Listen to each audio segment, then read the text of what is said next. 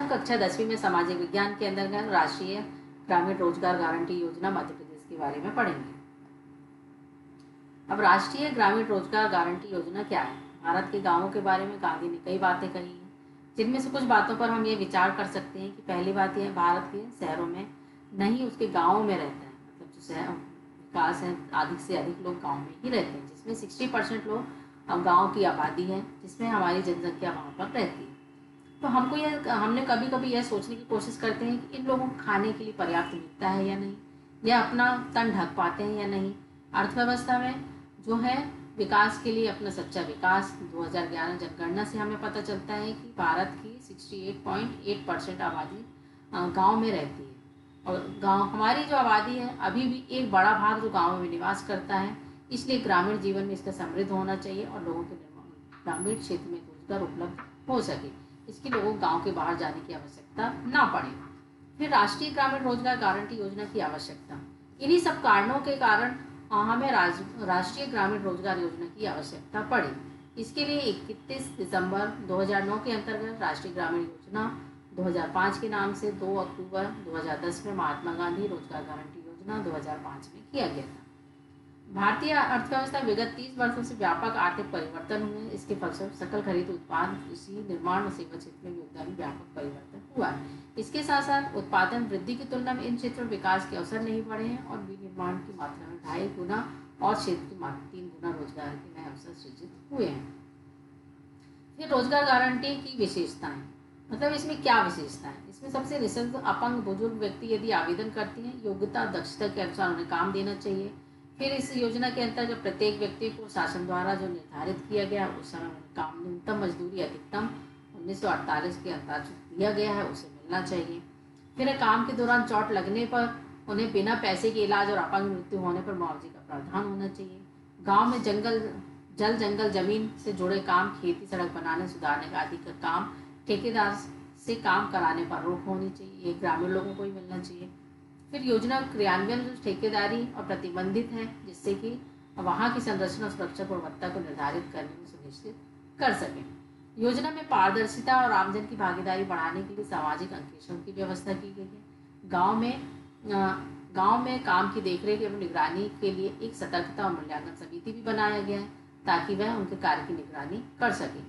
ग्राम सभा गाँव के कराए गए हर काम की जाँच पड़ताल करेगी और काम क्या हुए हैं, कितने मजदूर ने काम किया है, मजदूरी मिली कि नहीं मिली, आदि बातों की ग्राम सभा में बातचीत होती है। इस स्कीम के माध्यम से जनता की छानबीन के द्वारा उपलब्ध कराने की व्यवस्था होता है। फिर योजना के क्रियान्वयन हेतु मुख्य पहलू, काम कराने की प्रक्रिया, काम किस प्रकार से कराया जा सकता है, जो कि केंद्र शासन द्वारा अधिसूचना में निवासरत वहाँ के ग्रामीण परिवार हैं, वयस्क सदस्य हैं, उन्हें लाभ लेने हेतु पात्र हैं, उन्हें कम से कम 100 दिन का रोजगार देना आवश्यक है। 100 दिन के रोजगार की उपलब्धता से परिवार निवासरत समस्त वयस्क व्यक्तियों के बीच विभाजित किया जाता है और पंजीकृत परिवारों को 100 दिन का रोजगार दिया जाता है। फिर परिवार को ग्राम पंचायत क्षेत्र में होना आवश्यक है। स्थानीय ग्राम पंचायत में परिवार पंजीकृत कराना आवश्यक है। पंचायत में परिवार को जॉब कार्ड प्राप्त करना आवश्यक है। जॉब कार्ड के आधार पर ही कुशल मानव श्रम को आवेदन करना होता है और अकुशल मानव श्रम के लिए तत्पर होता है। ग्राम पंचायत द्वारा पंजीकृत प्रत्येक परिवार के नाम में रोजगार पत्र जारी किया जाता है और वयस्क सदस्य योजना के अंतर्गत अकुशल मानव श्रम के लिए आवेदन का पात्र होता है। फिर जॉब कार्ड क्या है? जॉब कार्ड वह है जिसमें कि व्यक्ति जो है अपना रजिस्ट्रेशन कराता है और वह 5 वर्ष के लिए वैध होता है और यह प्रत्येक 5 वर्ष की समाप्ति के बाद उसे नवीनीकृत कराया जाता है। जॉब कार्ड बीपीएल सर्वे पर आधारित होता है और कार्ड के गुम होने या खराब होने के निर्धारित शुल्क जमा करके नया कार्ड भी बनवाया जा सकता है। फिर है काम की जगह सुविधाएं, काम जहां व्यक्ति कर रहा है वहां पर क्या क्या सुविधाएं होनी चाहिए। आराम के लिए छाया की व्यवस्था होनी चाहिए, पीने के लिए साफ पानी होना चाहिए, प्राथमिक इलाज चोट लगने पर उपचार की व्यवस्था होनी चाहिए। काम कर रही महिलाओं के साथ यदि 6 वर्ष से कम उम्र के बच्चे हैं तो वहाँ पर अधिक बच्चे हों तो उनकी देखभाल के लिए अलग से एक महिला को सौंपा जाना चाहिए। फिर काम के दौरान अगर किसी मजदूर को चोट लगती है तो उससे इलाज की पूरी सुविधा होनी चाहिए। अपंग हो जाने पर, किसी की मृत्यु हो जाने पर नियमानुसार मुआवजा देने का भी प्रावधान होना चाहिए। फिर बेरोजगारी भत्ता। बेरोजगारी भत्ता किसे दिया जाता है? काम मांगने के लिए यदि व्यक्ति 15 दिन के अंदर काम ना मिले, आवेदन करने के बाद व्यक्ति यदि बेरोजगार रह जाता है तो वह बेरोजगार भत्ता का पात्र होता है। रोजगार की मांग करने वाला व्यक्ति यदि योजना के अंतर्गत रोजगार की मांग करने वाला व्यक्ति यदि योजना के अंतर्गत दिए गए कार्य को नहीं करता है और सूचना मिलने के बाद 15 दिवस के भीतर कार्य स्तर पर उपस्थित नहीं होता है तो क्रियान्वयन एजेंसी की अनुपस्थिति में उसको बिना निरंतर 1 सप्ताह और अधिक समय पूरे माह 1 सप्ताह के अधिक अनुपस्थित रहता है तो अधिकतम उसे 3 माह की बेरोजगारी भत्ते की मांग नहीं कर सकते। फिर ग्राम पंचायत, जनपद पंचायत, जिला स्तर पर भी इसकी भूमिका रहती है, जैसे परिवारों का पंजीकरण करना, उन परिवारों का नाम लिखना, जॉब कार्ड देना, लोगों के लिए रोजगार के लिए दिए गए आवेदन को देखना, कहाँ मिलेगा, कैसे करेंगे, ग्राम सभा में फैसले के अनुसार कार्यों का प्रस्ताव तैयार करना, जो काम होना है काम को पूरा अनुमान सब इंजीनियर द्वारा तैयार करवाना और फिर मजदूरी, सामग्री, मद में होने वाले अनुमानित खर्चे का भी उपयोग करना। जनपद पंचायत में मुख्य कार्यपालन अधिकारी, कार्यक्रम अधिकारी को मंजूर कराकर काम करवाना, उसके साथ साथ क्षेत्र में किए जाने वाले कामों की निगरानी करना।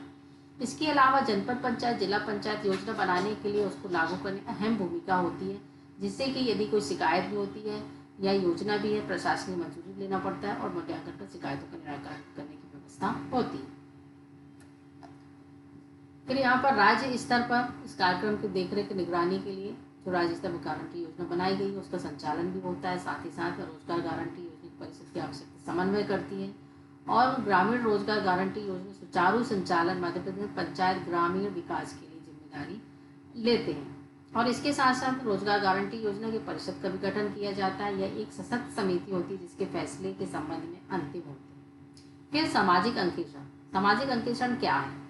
यह अंकेक्षण वह प्रक्रिया है जिसके द्वारा कराए जाने वाले कार्यों को उस पर किए गए व्यय विवरण की जांच की जाती है और ग्रामीण रोजगार गारंटी योजना में सामाजिक अंकेक्षण के अंतर्गत विभिन्न स्तरों पर किए गए कार्य का विवरण दिया जाता है। मजदूरों की संख्या, सामग्री, विवरण आदि का विवरण दिया जाता है। फिर सामाजिक अंकेक्षण का महत्व। सामाजिक अंकेक्षण इसलिए जरूरी है क्योंकि यदि क्या कार्य किया जा रहा है, क्या नहीं किया जा रहा है, उसमें यदि किसी प्रकार की गड़बड़ियां हैं, भ्रष्टाचार है, अनियमितता है, अज्ञानता है, ये इसका कोई लाभ ना उठा सके, इसके लिए अंकेक्षण के महत्व अधिक है। साथ ही साथ सामाजिक अंकेक्षण एक ही सिक्के के दो पहलू के समान है। इसका सफल क्रियान्वयन की दिशा में अंकेक्षण अत्यंत ही आवश्यक प्रक्रिया है जो कि अंतिम लक्ष्य तक खींच कर ले जाने में यह सहायक होता है। फिर है योजना की पारदर्शिता लाना। मतलब अंकेक्षण के माध्यम से हम जो योजना बना रहे हैं, जो कार्य कर रहे हैं, उसमें पारदर्शिता होना भी आवश्यक है। फिर आमजन की भागीदारी बढ़ाने में महत्वपूर्ण योजना। सामाजिक अंकेक्षण के कारण लोगों को यह एहसास दिलाना कि वह ये जो कार्य हो रहा है वह आपके लिए हो रहा है और उनकी भागीदारी महत्वपूर्ण भूमिका है। फिर उत्तरदायित्व बोध कराने के लिए आवश्यक। ग्राम पंचायतों की योजना क्रियान्वयन करने के लिए उनको अपने उत्तरदायित्व का बोध कराना भी आवश्यक है कि जो कार्य हो रहे हैं वह आपकी सुविधा के लिए हो रहे हैं। फिर अधिकारों के प्रति जागरूक बनाने में सहायक। उनको उनके अधिकारों के प्रति जागरूक करना या सक्षम करना भी आवश्यक है। फिर योजना को प्रभावशाली बनाने में सहायक एवं महत्वपूर्ण।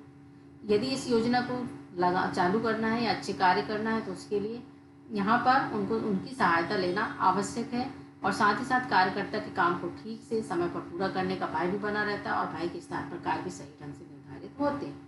फिर अनियमितताओं को नियंत्रित करने में सहायक। सामाजिक अंकेक्षण के माध्यम से जो अनियमितता है, जो घोटाले होते हैं, वह सारी चीज़ों पर काबू पा लेता है और बहुत सारी जो चीज़ें होती है उसमें हम नियंत्रण प्राप्त कर सकते हैं। फिर शिकायत निपटाने की समितियाँ। पंचायत स्तर पर भी शिकायत निपटाने की समितियाँ हैं। जिला पंचायत जो है, ग्राम पंचायत में जिला स्तर पर शिकायत पुस्तिका रखी जाती है। शिकायत पुस्तिका दर्ज कराया जाता है। 6 माह ग्राम सभाएँ किए जाते हैं, जांच पड़ताल की जाती है। गड़बड़ी होने पर ग्राम सभा प्रस्ताव अनुकरणीय जो SDM को भेजती है और शिकायत प्राप्त होने पर उसकी जांच की समिति गठित करता है। साथ ही साथ यहाँ पर ग्राम सभा ही तय करती है कि गड़बड़ी है या नहीं है। यदि गड़बड़ी है, उसने बता दिया तो वह फिर उस पर कार्रवाई की अनुशंसा की जाती है। फिर जनपद स्तर पर भी है जहाँ पर यह कार्यक्रम जो है CEO जनपद की शिकायत पाई जाने पर जिला समन्वय कलेक्टर जांच समिति गठित करता है। साथ ही रिपोर्ट जो है कार्यक्रम समन्वय को देती है और कर्मचारी के दोषी पाए जाने के कारण समन्वय अनुशासनात्मक कार्य करने के लिए वह संबंधित रिपोर्ट भेजता है। फिर जिला पंचायत स्तर पर भी यही कार्य होते हैं, राज्य स्तर पर भी इसी तरह से कार्य होते हैं और इस क्रियान्वयन एजेंसी के लिए जो कार्यक्रम समन्वय कलेक्टर एक समिति का गठन करते हैं। जांच रिपोर्ट के दोषी पाए जाने पर उन पर कार्रवाई भी की जाती है। फिर इस योजना के अंतर्गत कराए जाने वाले कार्य जल संवर्धन का संरक्षण करना, सूखा रोकने के लिए वृक्षारोपण करना, फिर सिंचाई हेतु नहरें, लघु मध्यम सिंचाई कार्य कराना, अनुसूचित जातियों और जनजातियों को गरीबी रेखा के नीचे कुटुंबों को भूमि सुधार की कार्य आवास योजना के अधीन हितग्राहियों को स्वयं ही गृहस्थी भूमि की सिंचाई सुविधा और बागवानी बागान भूमि की उपलब्ध कराना है। परंपरागत जल स्रोतों संरचना को पुनरुत्थान करना है, भूमि का विकास करना है, बाढ़ नियंत्रण सुरक्षा, जल बहाव क्षेत्रों का जल निकासी की व्यवस्था करना, 12 मासी ग्रामीण पहुंच मार्ग को ठीक कराना, केंद्रीय शासन द्वारा राज्य परामर्श में अधिसूचित अन्य कार्य करना। फिर ये सारे कार्य जो इस योजना के अंतर्गत जो कार्य किए जाते हैं, जैसे सिंचाई सुविधा, बागवानी, भूमि सुधार, बागवानी बागान, बागवानी बागान जिसमें कपिल धारा, नंद भूमि शिल्प, रेशम उपयोजन, निर्मल वाटिका, मीनाक्षी आदि इस काम ये जो है ये सामुदायिक कार्य के मूलक है। जैसे सैलपर्ण करना, वन्य योजना, सहस्त्र धारा, निर्मल नीर, नालों की श्रृंखलाबद्ध संरचना, वृक्षारोपण करना, नहर सिंचाई, ये सारी व्यवस्था काम कराना। फिर है राष्ट्रीय ग्रामीण रोजगार गारंटी योजना का महत्व। इस प्रकार हम देखते हैं कि यहाँ पर ग्रामीण अंचलों में राष्ट्रीय रोजगार योजना के साथ साथ कई उद्देश्य की पूर्ति करते हैं, जैसे गरीबी, बेरोजगारी, भुखमरी की समस्या का समाधान होता है, ग्रामीण क्षेत्रों में पलायन करने वालों को सहायक होता है, उनको रोकने में सहायक होते हैं, महिलाओं को रोजगार के अवसर प्रदान किए जाते हैं, आर्थिक संपन्नता में वृद्धि होती है। फिर ग्रामीण क्षेत्रों में उपयोगी परिसंपत्तियों का निर्माण भी संभव है, निम्न आय वर्ग के परिवार को आर्थिक स्थिति सुधार में सहायक होता है और परिसंपत्ति में वृद्धि होती है। फिर पंचायती राज संस्थाएं, ग्राम सभा, ग्राम पंचायतों की सक्रिय सशक्त भूमिका महत्वपूर्ण होती है, ग्रामीण सामाजिक व्यवस्था विकसित करने में सहायक होते हैं और शक्ति संतुलन समता पर आधारित होती है। इस प्रकार ग्रामीण रोजगार गारंटी योजना विकास के साथ ग्रामीण अर्थव्यवस्था में सुधार की दिशा में भी अत्यंत महत्वपूर्ण कदम है। यह योजना केंद्र सरकार ने प्रारंभ की, जो ग्रामीण विकास हेतु अत्यंत महत्वपूर्ण योजना है। इस योजना के क्रियान्वयन फलीभूत बनाने का दायित्व राज्य सरकारों का है। मध्य प्रदेश राष्ट्रीय रोजगार गारंटी अधिनियम धारा 4 कोष्टक में 1 के अंतर्गत राज्य योजना गठन किया गया और साथ ही साथ मध्य जनजाति बहुल क्षेत्र में, जनजाति अंचलों क्षेत्र में निवास करती है। रोजगार, शिक्षा, कृषि, सिंचाई साधनों को, पेयजल जैसी महत्वपूर्ण सामुदायिक आवश्यकता, पूरक साधनों की आवश्यकताएं होती है। साथ ही साथ इससे मध्य प्रदेश शासन प्रदेश निवास अत्यंत गरीब परिवारों को, अनुसूचित जातियों, जनजातियों योजनाओं के माध्यम से रोजगार उपलब्ध कराकर प्रदेश की स्थिति में सुधार लाने का प्रयास कर रही है। फिर है गृह कार्य, बेरोजगारी भत्ता किसे दिया जाता है, राष्ट्रीय ग्रामीण रोजगार गारंटी योजना का उद्देश्य बताइए, जॉब कार्ड क्या है, उसे कैसे प्राप्त किया जा सकता है, राष्ट्रीय ग्रामीण रोजगार गारंटी योजना ग्राम पंचायत की भूमिका स्पष्ट कीजिए और सामाजिक अंकेक्षण का आशय एवं महत्व समझाइए।